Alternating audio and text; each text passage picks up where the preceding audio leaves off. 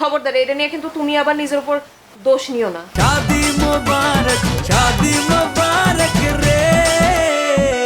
তরে তরে আমি খাইছি রে, তোর আমি খুনি করে ফেলাম। তুই মামুনের বিয়ে করতে চাস? হাবরায়া কিন্তু পাগল বানাই দেবো। মাইমুনের বিয়া করবো, আমার বউ নাই। তোর আবার বউ আছে নাকি? তোর লাঠিটা বাইর করে দিচ্ছে না? কি করলি তুই? তোর সব খবর আমি পাই গেছি গা। তুই দুইটা বিয়া করছস, তোর আগের ঘরে একটা কাইলা পোলাও আছে। এখন আবার মামুনের দান্দা করতেছস বিয়া করার লিগা।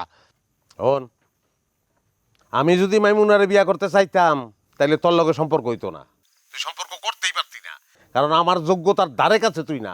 আমি একটা সার্ভিস হোল্ডার, মনে রাখবি কথাটা। অত বড়াই করে কথা কইস না। সার্ভিস হোল্ডার আর বোল্ডার গরু একই। ওই ফোন রাখ। এসব আলতু ফালতু কথা কনের লেগে ফার্দার যদি ফোন করছ, বাইতে আইয়া তোরে বাইরে আইয়া তারপর আবার যাবো। আহিস তুই আমারে বাইরাইতে, তাও সেন দিয়ে রাখছি তোর লিগা। আইলেই কোপ, মনে রাখিস। এই হ্যালো, না, ও তো লাখ টাকার মোহে পড়ে গেছে গা। হ্যাঁ, না ওরা আটকাইতে হইব,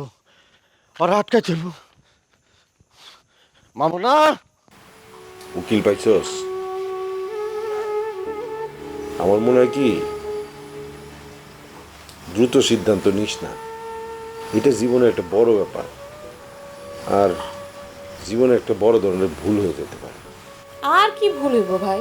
হ্যাঁ, লিটুর আরেক ঘরে বিয়ে, এটাই তো ওর জীবনের সবচেয়ে বড় ভুল।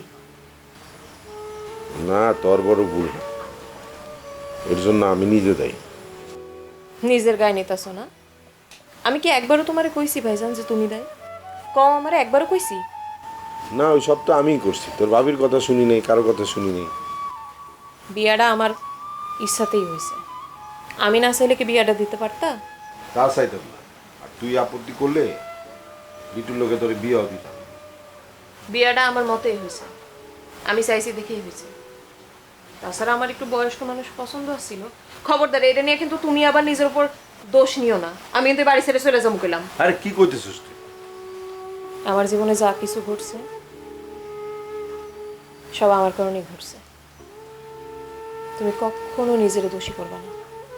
তারপরেও তোর ভাবির কথা একবার যদি খোঁজ নিতাম। খোঁজ নিলে কি হইতো? কিছু পাইতা? কিচ্ছু খুঁজে পাইতা না। ওই পোলার বয়স 12 কি 13 বছর, তার মানে আরো 1 বছর আগে বিয়ে হয়েছে। হয়তোবা বিয়ে করার পরে বেশি দিন সংসার টিকে নাই, কয়েকদিন পরে ছেড়ে চলে গেছে। এত বছর আগের কথা কি তুমি কিছু খোঁজ পাইতা? কিছুই খোঁজ করতে পারতা না। তা হয়তো ঠিক, তারপরেও মনে তো একটা সান্ত্বনা থাকতো। মনের সান্ত্বনার কোনো দরকার নাই। ঠিক আছে, খবরদার তোর ভাবির বাইরে কিন্তু আবার বিয়ে করিস না। আগে লিটু লাগে আমার তালাকটা হোক, তারপরে বিয়ার চিন্তা করুন। তোরে আমি উকিল পর্যন্ত যাইতে দিলে সে না তুই তালাক দিবি? আমি তোরে যাইতে দিব না।